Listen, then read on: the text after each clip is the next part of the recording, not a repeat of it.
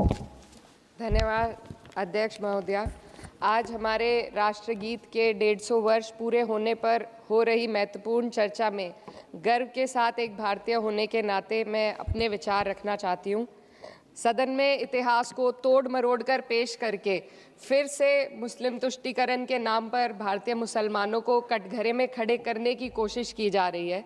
लेकिन मैं सदन में बताना चाहूँगी कि हम भारतीय मुसलमान जिन्ना के आह्वान को ठुकराकर अपने इस प्यारे वतन की मिट्टी के साथ मजबूती से जुड़े रहे।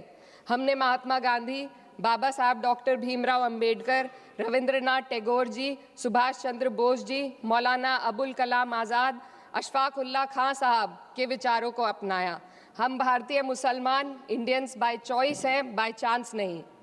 वंदे मातरम के किन छंदों को राष्ट्रगीत के तौर पर अपनाया जाए, यह फैसला सर रविंद्रनाथ टैगोर और सुभाष चंद्र बोस जी जैसे नेताओं के परामर्श के बाद हुआ।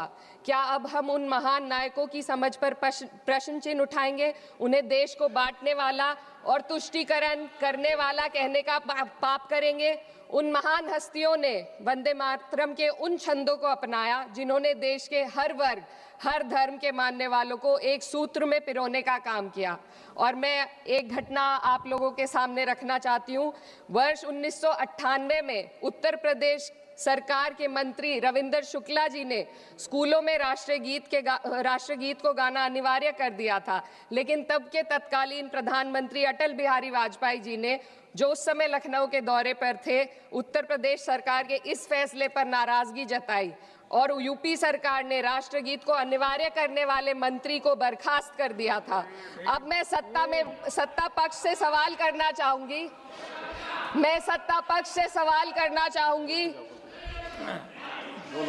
बोलने दीजिए। मैं सत्ता पक्ष से सवाल करना चाहूंगी कि जो विजन आजादी के समय के लोगों का था राष्ट्रगीत को स्वेच्छा पर छोड़ने का, उसी का अनुसरण माननीय अटल बिहारी वाजपेयी जी ने किया, तो क्या वे भी मुस्लिम तुष्टीकरण कर रहे थे? जी नहीं, अटल बिहारी वाजपेयी जी राजधर्म निभा रहे थे।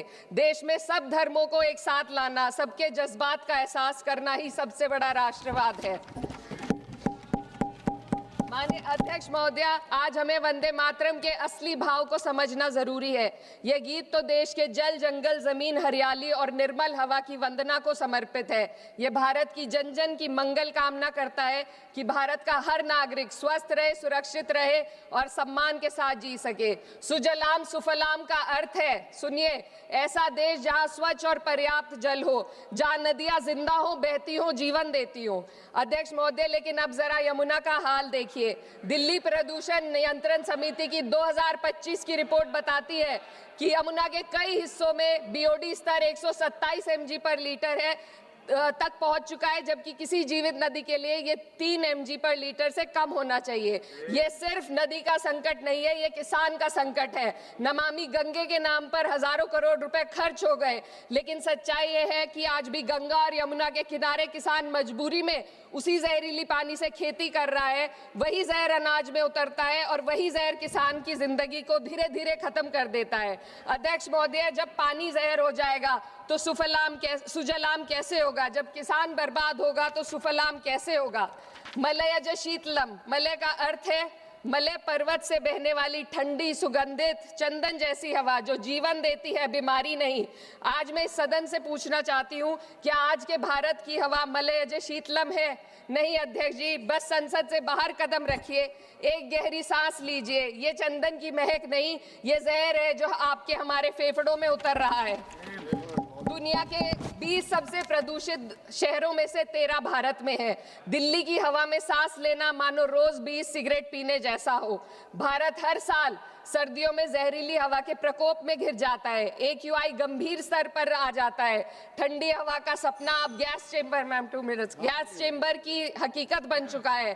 हम वो देश हैं जहां सरकार प्रकृति पर बने गीत का मान मर्दन तो करती है, पर उसी प्रकृति, जंगल, हवा, पेड़ को बचाने वाले कानूनों को धीरे धीरे खुद ही खत्म कर रही है। ये है आज के हमारे मलयज शीतलम की अफसोसजनक सच्चाई। अगर हम हवा को साफ नहीं कर पाए तो न सुजलाम बचेगा न सुफलाम बचेगा। माननीय अध्यक्ष महोदया, सस्य श्यामलम का अर्थ है ऐसा देश जहां उपजाऊ जमीन हो, जहां खेत फसल से भरे हो और किसान कर्ज और निराशा में न डूबा हो। आज किसान सिर्फ मौसम से नहीं लड़ रहा, वह प्रदूषण, नीतियों की बेरुखी और सिस्टम की नाइंसाफी से लड़ रहा है। एक तरफ कॉरपोरेट के लोन माफ होते हैं, दूसरी तरफ किसान को उसकी वाजिब एमएसपी भी नहीं मिल पाती है। आप ग्लोबल सुपर पावर बनने की बात करते हैं, लेकिन हमारी पर कैपिटा इनकम दुनिया में 136वें नंबर पर है।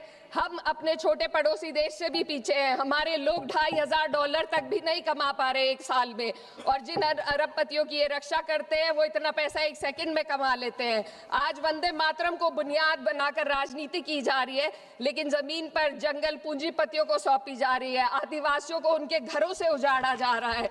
मातरम में जो मात्रा माता है वे सिर्फ मातृभूमि की वंदना नहीं, वे इस धरती की हर नारी, वे इस देश की हर बेटी, हर महिला के सम्मान की बात भी करता है। लेकिन आंकड़े अगर आप देखेंगे, एनसीआरबी की हाल की रिपोर्ट के अनुसार, मैम जसवंत के अनुसार देश में हर वर्ष लगभग 30,000 से अधिक बलात्कार हो रहे हैं, यानी एक दिन में 80 से अधिक महिलाएं यौन हिंसा का शिकार होती हैं। और ये सिर्फ दर्ज मामले हैं।